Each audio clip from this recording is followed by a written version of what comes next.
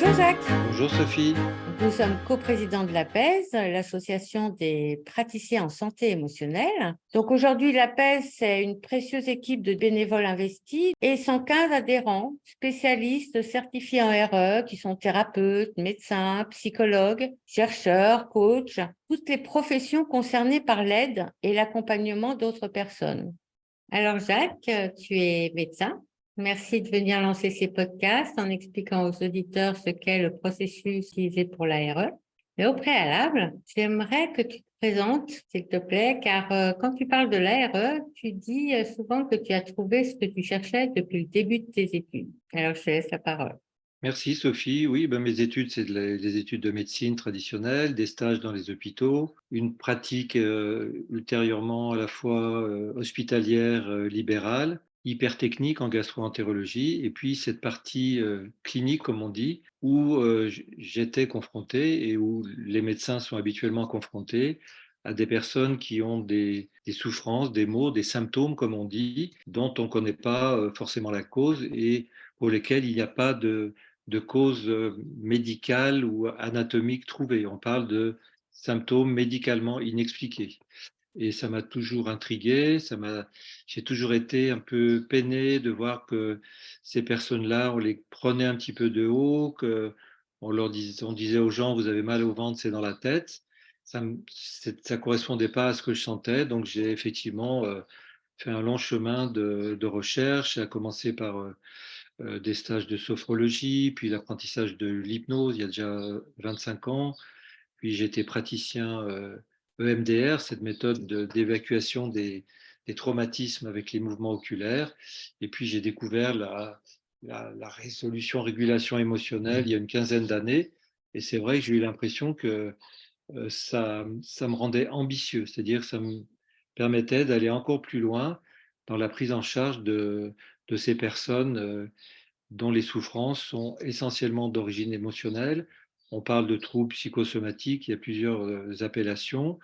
Et ce qui m'est apparu au fil du temps, c'est que la majorité, j'ai failli dire la totalité de ces problèmes étaient sous-tendus par des émotions qui le plus souvent sont enfouies, cachées, comme on dit, et qui peuvent avoir une source très très ancienne, très archaïque, même de la période périnatale.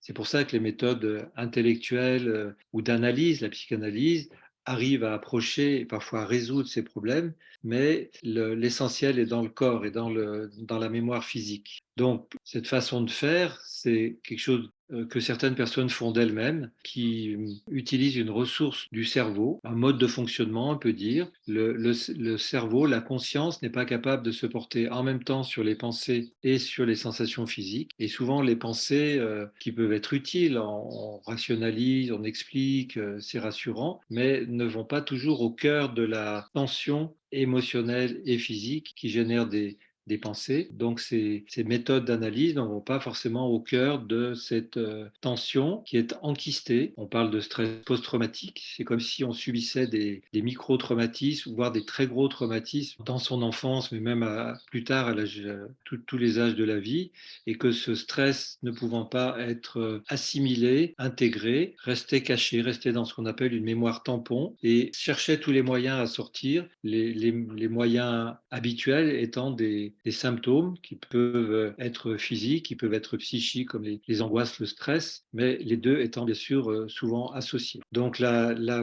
méthode est simple, je dirais facile à faire, pas très facile à apprendre, pas très facile à intégrer dans le quotidien parce qu'on est habitué, on a des réflexes face à ce qui nous contrarie, soit de fuir, on pense à autre chose, on fait autre chose, soit on échappe dans des drogues, dans des addictions, ou bien on projette sur l'extérieur. Donc on a des habitudes de fonctionnement qui aboutissent à éluder un petit peu le cœur sensible du problème. Donc cette méthode consiste, donc moi je parle surtout de MRES que j'ai développé avec d'autres formateurs. Cette méthode permet d'identifier la tension, l'émotion, le stress et de la rapporter aux sensations physiques et pas à la compréhension, pas au mental. Donc ce simple processus, ce simple recentrage de la conscience sur les sensations physiques permet d'une part d'arrêter les pensées parce que le cerveau ne peut pas faire les deux en même temps, comme on vient de le dire, et d'autre part c'est comme s'il y avait un espèce de processus de mise à la terre quand il y a un court-circuit. la tension traversée, la tension physique traversée finit par s'assoupir, par s'adoucir, par s'assouplir. Donc c'est ça le processus. Et dans ma démarche, dans ma pratique, ben, j'ai observé des gens avec des problèmes psychosomatiques. Alors dans ma spécialité, c'était des douleurs de ventre, des troubles du transit. Donc j'ai vu beaucoup de ces personnes soulagées parfois en une séance. C'est pas toujours aussi magique, la résolution émotionnelle n'est pas toujours suffisante, mais on peut avoir des résultats parfois très spectaculaires et on peut réveiller ou réactiver des sensations extrêmement fortes, puissantes et parfois très significatives de traumatismes très anciens comme la période périnatale.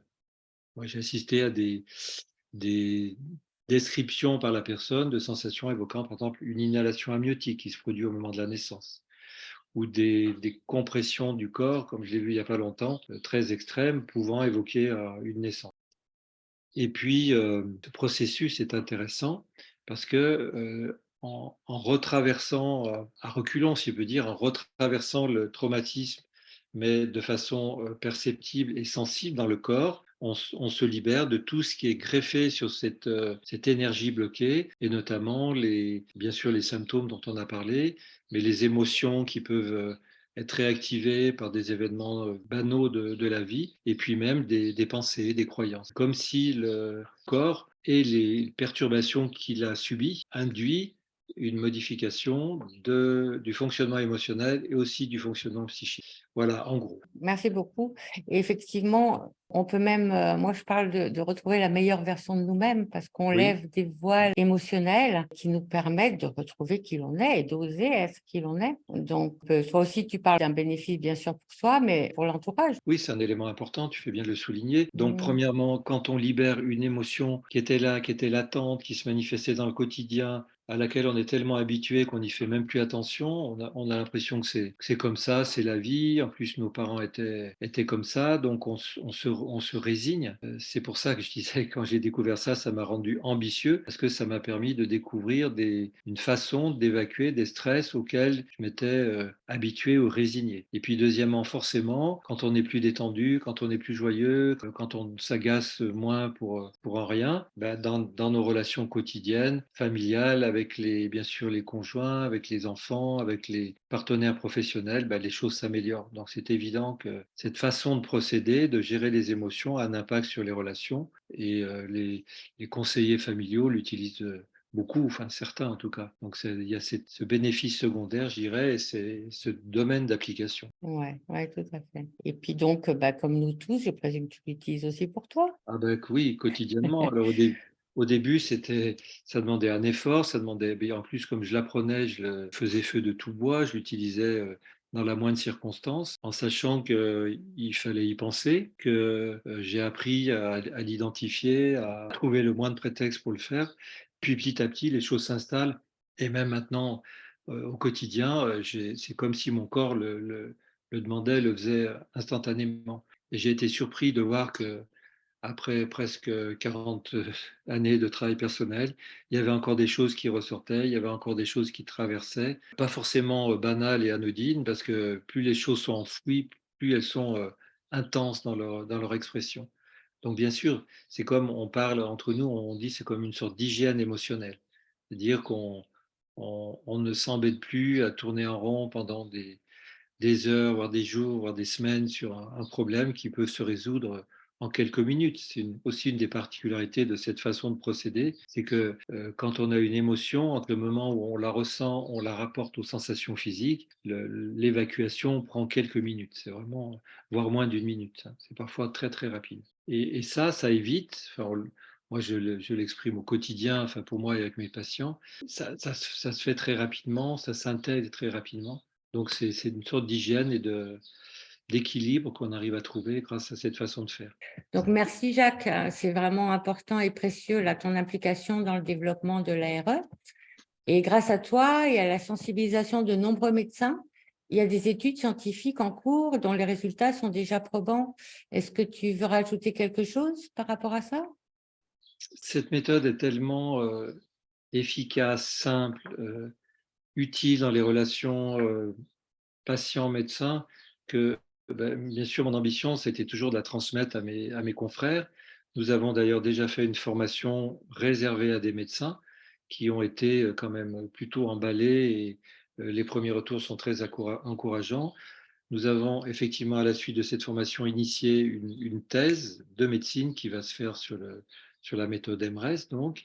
Et puis, il y a une étude en cours, une étude hospitalière et d'autres études qui aboutiront et qui devraient mettre en évidence de façon rigoureuse, cadrée, l'efficacité de cette méthode versus, comme on dit, c'est-à-dire en comparaison avec rien ou d'autres, même d'autres méthodes de relaxation, de détente. Parce que l'intérêt de cette méthode, c'est que c'est pas qu'une façon de se détendre ou de se calmer ou de se contrôler, c'est une façon de digérer, de régler, d'évacuer une tension émotionnelle qui est parfois là depuis qu'on est tout petit. Comme si on marchait avec un caillou dans la chaussure depuis tout petit, puis on se rend compte que finalement, sans le caillou, ça va beaucoup mieux. Alors il y aurait plein de développements à faire sur la méthode, on n'a pas le temps ici. C'est un sujet quand même très à la mode, qui évolue beaucoup. Si vous allez sur un moteur de recherche, les références aux émotions, c'est presque 1 milliard, donc c'est énorme. Et moi qui ai suivi ça depuis quarantaine d'années, j'ai vu vraiment beaucoup d'évolution dans les ouvertures à différentes méthodes. Mais dans mon expérience de médecin et de praticien, cette façon de gérer les émotions, c'est le fin du fin. C'est-à-dire que c'est comme si sans ça, on tournait autour du pot, on résout pas. Alors je dis pas qu'il faut à tout prix faire cette méthode-là et pas une autre, parce qu'il y a des gens qui le font instinctivement dans plein d'autres prises en charge, mais c'est sûr que si on peut arriver à aller au bout de cette procédure, on est vraiment très gagnant à tous les points de vue. Oui, et puis comme tu le dis, c'est très intéressant parce que cette ressource naturelle, on peut même l'utiliser au cours d'autres thérapies. Ça permet d'avancer plus vite quand l'intégration émotionnelle se fait. Enfin, c'est un complément très riche, hein. Tous les Je, thérapeutes qui utilisent cette méthode s'en réjouissent et trouvent qu'ils d'abord ils gagnent beaucoup de temps, beaucoup de c'est séances, donc ça. ça permet d'aller à encore plus de profondeur. Les De, retours sont parfois enthousiastes, pas dans 100% des cas bien sûr, mais Mm, globalement il y a vraiment mm. des résultats très souvent enthousiastes. Une psychiatre me disait effectivement, elle pouvait avancer beaucoup plus dans Voilà, son cheminement et que exactement. l'intégration là, se faisait de façon vraiment souple et naturelle et que c'était un vrai bénéfice qu'elle incluait dans sa Bien sûr. pratique. Bien sûr. Et Ça permet d'éviter de se focaliser sur des problèmes qui n'arrivent pas à se résoudre et c'est comme si on tournait autour du pot. Je prends souvent l'exemple d'un abcès. Si on peut mettre des pansements sur l'abcès, des pommades, mais tant qu'on ne l'a pas incisé, il reste là. Et ouais, on peut, je pense, dans une démarche de psychothérapie ou de thérapie en général, on peut pas se perdre des mois, des semaines à tourner autour du pot d'un problème qui peut se résoudre parfois en une séance. ouais, ouais, c'est ça. Et qui peut du coup permettre de continuer la séance pour laquelle on est venu parce que Approfondir et puis aller plus loin. approfondir. Voilà, tout à fait. C'est très, très complémentaire en fait, hein. Ça sert à devenir plus heureux. Ce que tu parlais tout à l'heure, c'est vrai, quand on enlève une émotion, c'est comme si on levait un voile, c'est-à-dire ça ouvre la conscience, on voit les choses différemment, et du Ouais, coup, on peut approfondir, aller plus à l'intérieur de soi. c'est ça. C'est une Vraiment une vraie démarche. ouverture de conscience. Voilà, Ouais. c'est ça. Mm, mm. Et l'ouverture de conscience, ça veut dire aussi ouverture sensorielle, c'est-à-dire on est plus Bien conscient sûr, de la vie autour, de ce qu'on ressent, bien Enfin, ça, sûr. c'est ce que nous, toi, moi, nous avons expérimenté, nos collègues, mais c'est ce que Mm, rapportent habituellement les personnes qu'on accompagne. tout à fait. On est dans la vie. Et on le Exactement. constate aussi sur quand on est en inhibition, on est complètement coupé de la vie. De lever ça, ben, on vient dans la vie, quoi. Exactement. Oui, oui, Ouais, superbe. Ben, écoute, merci beaucoup, Jacques, hein, pour le travail là, qui ne cesse de s'affiner. Je propose d'arrêter là ce podcast de présentation, hein, qui va donc lancer toute la série d'autres très intéressants. Et chers auditeurs, vous pourrez trouver en fait sur le site de l'APES toute information complémentaire, notamment l'annuaire des professionnels en France et à l'étranger, que ce soit pour des consultations ou pour des formations. Et puis, sachez qu'un accompagnement peut se faire durant une séance en face à face ou à distance, quelle que soit la difficulté à travailler. Je vous invite à aller voir aussi sur le site toutes les indications parce qu'elles sont vraiment très nombreuses et qu'on ne traitera pas en podcast toutes les indications. Tout ça va toucher les comportements de stress, d'anxiété, de mal-être, de peur, de phobie, d'angoisse, d'irritabilité, de violence, d'inhibition, tout ce qui est blocage, les états dépressifs. Et puis, comme Jacques l'a dit aussi tout à l'heure, la résolution émotionnelle nous permet d'éviter de partir sur des comportements inadaptés et délétères, voire psychosomatiques. Sachez aussi que chaque professionnel apprend à pratiquer en autonomie, donc ne vous privez pas non plus de cela. Faire une séance, vous allez aussi pouvoir contribuer à améliorer vous-même votre santé physique, psychique et relationnelle. Donc voilà, je vous souhaite à tous une bonne continuation et puis plein de résolutions émotionnelles. Jacques, je te remercie une nouvelle fois. Et à toi aussi C'était, pour tout ton voilà. travail. À bientôt, au revoir Sophie.